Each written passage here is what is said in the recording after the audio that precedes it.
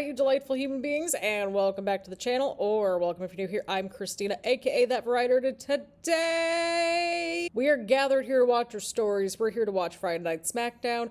Just a quick reminder, housekeeping items, that sort of thing.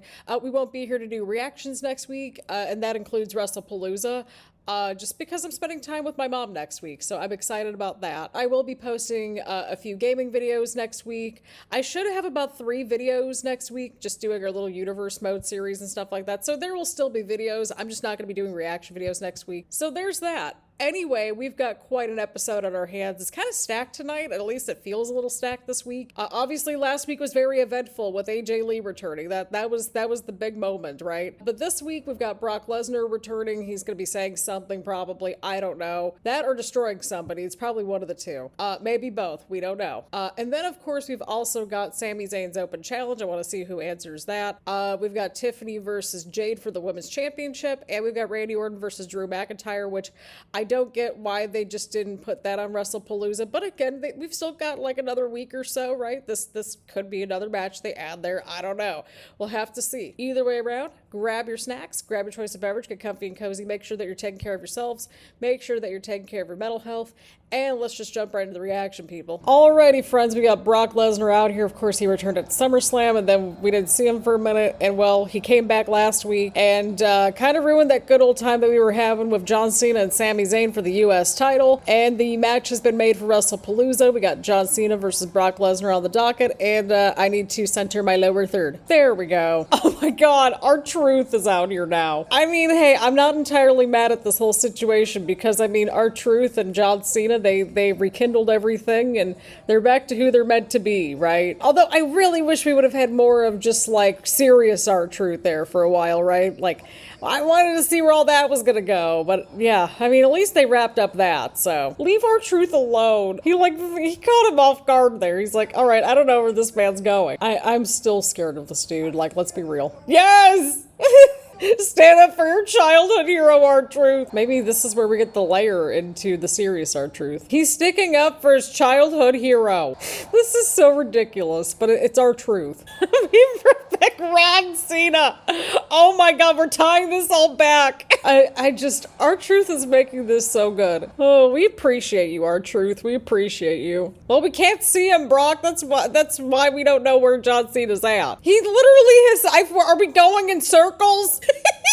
Super Cena's coming for you. Man, get you somebody to hype you up like R-Truth is for John Cena. Oh no. Oh, we were having a good time. Once again, we were having a good time. I appreciate R-Truth so much for bringing all of this back and circling back to Ron Cena and everything. I appreciate the continuity. Wait, his pants ripped. Wait a second. Brock Lesnar's pants ripped. Well, that happened. I mean, live television, friends. Live television. What was going on here? What was happening? I mean, this entire situation just happened, friends. R-Truth is just a national treasure at this point. And again, I appreciate it for circling everything back. It just makes everything more entertaining. And I'm glad that they're kind of like keeping him in the mix with like John Cena and everything, kind of moving forward a little bit. Again, he's like the perfect person to just keep things moving, keep things entertaining, and again, kind of like just bringing everything back a little bit. Brock looked like he was having a good time out there, so I mean, that's always a plus, I feel like, but yeah, I mean, I don't know, this whole situation this whole situation just happened. R-Truth, just keep doing your thing. Just keep doing your thing. Alrighty, friends. Well, we've got Fenix answering Sami Zayn's United States Championship Open Challenge this week, which is quite exciting. We had a little backstage segment right before the commercial break, so that kind of helped set things up there. And that's how we got to this matchup right here. And again, I like this idea of having the open concept and kind of like Sami carrying the torch a little bit. Dude, I'm still not over that match from last week with Sami and John Cena. That was so much fun. And then, well, the ending. But this is awesome. Fenix getting a United States Championship opportunity. This is great. Again, it's a little bit of freshness, and I'm here for it. Alrighty, friends, we're back from the commercial break. They just mentioned on commentary that Sami Zayn is undefeated since being moved over to SmackDown, or since making the move over to SmackDown, I should say. So I think that adds up, although would that assume that Sami technically won last week after all the shenanigans went down and everything?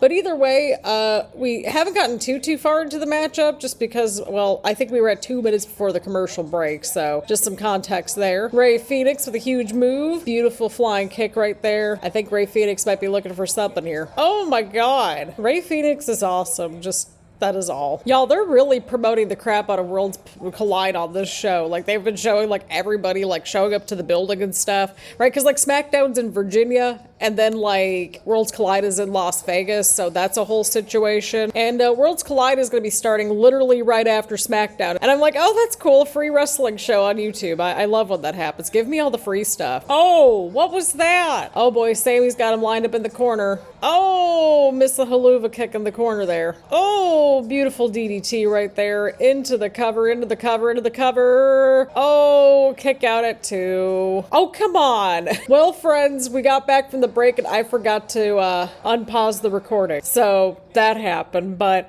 Rey Fenix is getting a decent amount of offense right here. He's showing what he can do, and I think, again, that's the point of these open challenges. You want to show what you can do, make a statement, ideally win the title, but even if you don't, you get a match in, and you just show the world what you can do. It's a showcase. Oh my god, these two are like countering everything right here. Look at this. Oh my god! Okay, so Rey Fenix just kind of like sprung off the ropes there and caught him in the Blue Thunder Bomb. Dude, what? Oh no. Oh god, we're in the corner. I don't like this. Because, like, Sami's move is supposed to be in the corner too, technically. Yeah, I was gonna say, don't waste any time. It's also really weird hearing Booker T and Vic Joseph on commentary for SmackDown, but it's refreshing. Yep, there we go. Sami's setting things up for the haluva kick now. Yep, that's it. That is it for Rey Fenix. Dude, this was a fun match. This was a really fun match, and Rey Fenix got to show what he could do. And again, that's the point of these open challenge matches, is just that, you know, we get to see a new person every single week challenging for the title, and we get something fresh on a weekly basis, and I'm kind of here for that. Again, it's simple, it works, and it also gives the title more, like, airtime, right? Because, again, we've had the ups and downs with this U.S. title over the last couple of years. But either way, the crowd was, like, super into it. And Rey Fenix really got to show what he could do, and Sami retained the title. So, all in all, I will give this a thumbs up. This was good. Alrighty, friends, we've got Jade Cargill challenging Tiffany Stratton for the Women's Championship. And these two, of course, went at it at SummerSlam. Jade lost, Tiffany retained. And yeah, I don't know, like, just something has felt so off about Tiffany's title run. Maybe it's just like, you know, lack of feuds or like stories. I don't know. And that's another thing too. Who is actually going to beat Tiffany if it's not maybe, oh, okay, something was going on there. Something happened there. Again, we don't critique the moves or the matches or anything like that because I have like zero athletic ability in my bones. But that something was a little off there. Oh, onto the outside of the ring. All right, well, it's Tiffy time, and well, I guess it's also time to go to the commercial break. Alrighty, friends, we're back from the commercial break. Oh, yeah, we forgot to chit-chat about this too. So before this matchup, we also had a situation where I thought we were gonna get B-Fab versus Julia, and well, Julia and Kiana James, they took out B-Fab pretty much, but Michin came out and made the save and that kind of thing. I tried to do the reaction because I was like, I don't know if I should be doing this reaction or not because I didn't know if the match was going to happen. It turned out to be like a minute long, and I'm like, I know we've had short, like really short reactions before, but I'm like, it is what it is. Oh, Jade just caught Tiffany there. Oh, well, Tiffany with the counter right there. Okay. Oh, huge elbow. Oh, okay. I think I don't know if the Swanton fully connected there. Just like the angle, I think kind of like said a lot. Oh, okay, Jade caught Tiffany. Wasn't like Nia Jax still involved in this whole situation? I don't know. Alrighty, we had a 2 count right there. Tiffany kicked out, but that was a nice power bomb from Jade. Both Tiffany and Jade are down. We got a Let's Go Jade chant going in the crowd. Love to hear it, love to hear it. Oh, we got some punches going on here. Okay. Oh no, Jade just got sent right into the post there. I was wondering how this was gonna go, and it seems like the crowd's a little bit more behind Jade than Tiffany. Like they were into like the Tiffy time thing, but it seems like the crowd's gravitating more towards Jade in the match from like the little like back and forth they had earlier. I could be totally wrong though. Oh, Jade just got out of the way there of the moonsault. Oh no. Oh, she's got Tiffany right into the corner. Oh my god. Well, okay. I was wondering when Nia Jax was gonna show up because I was so suspicious of this whole situation because I'm like, where's Nia Jax at? Like, wasn't she still involved in this whole situation here? And well, Nia just kind of destroyed Tiffany in the ring there. But yeah, going back to the match. Again, I think it took a few minutes for them to kind of click, because it was really starting to click towards the end there, I felt like, and we were just getting, like, started towards the end, and then, well, the draw happened, and this whole thing happened. Deflating ending, but you know what? The rest of the match was okay. Alrighty, friends, we got Drew McIntyre versus Randy Orton on this episode of SmackDown. Again, I'm very suspicious of this because these two have just been at it for a little while now. But either way, this is going to be pretty interesting, I think. So we'll see what happens here. Dude, we had like so much time in between like that last match and this. Oh no, we're really not going to commercial, are we? Oh Lord, we're going to commercial. We just got back from like all the video packages and the interviews and stuff. Okay. Alrighty, friends. We've got Randy Orton hitting a huge suplex on Drew McIntyre as we got back from the break. They just mentioned on commentary that something might be going on with Randy's knee. Oh, Lord. Drew's going after the knee now. Again, that was the story that they were going on about once we got back from the break. All right, Drew's got the figure four locked into the middle of the ring again. The story once more, Randy in the knee. Oh my God, Drew. I'm a little nervous just based on how Drew was like, "Tap!" like really aggressively there. Like, I know it's wrestling, but like, I'm a little nervous over here. Alrighty, well, we just had a whole bunch of stuff happen outside the ring. Oh, well, the Claymore. Okay, Rays, we got back. Okay. Well, I was gonna say, we kind of fixed the audio there for a second. Wanted to make it a little seamless here.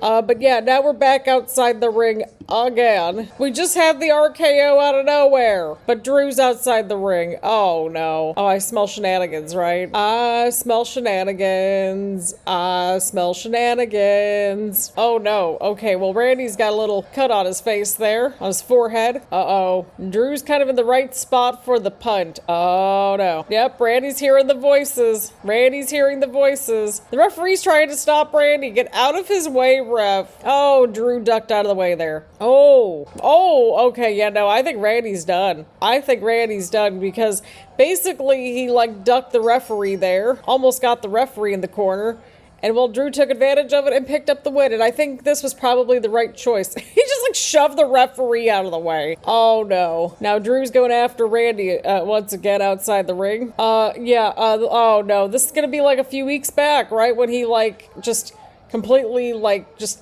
put Cody through the table. Oh, speaking of Cody, hey Cody. Oh, thank goodness. Things have been feeling really weird without Cody on SmackDown. I'm not gonna lie to y'all. Cody Cutter. Uh-oh, he wants a mic. So I'm assuming we're gonna get this match at some point in the near future, right? Okay, well that answers my question for me. Like, we're gonna get this match at some point, right?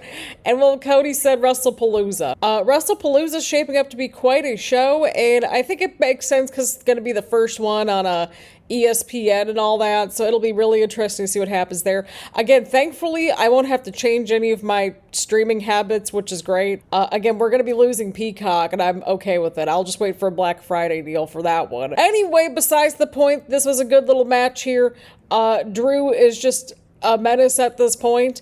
But this also continues the thread of like, can Randy actually get the job done? And like, you know, Cody was kind of in that same sort of space there for a little bit. Same thing with Drew. If you ask me at this point, it's going to be who's going to snap first. And well, Drew, he's just seething at this point.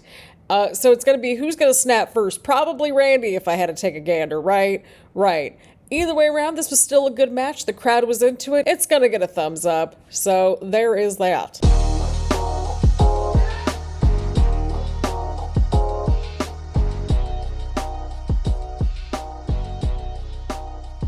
Well, friends, we're going to keep this short, sweet, to the point because, well, this reaction is probably going to be shorter than normal, to be honest. There wasn't a lot of ground to cover, but that's okay. Some weeks are like that. We had a lot of ground to cover last week, so I think, you know, it all evens out. Like, that's just how television works. There's going to be some weeks where, like, a lot happens and other weeks where not a lot happens. And this was one of those weeks where it was like, okay, we had some things happen here and there, but, like, nothing like what happened last week, right?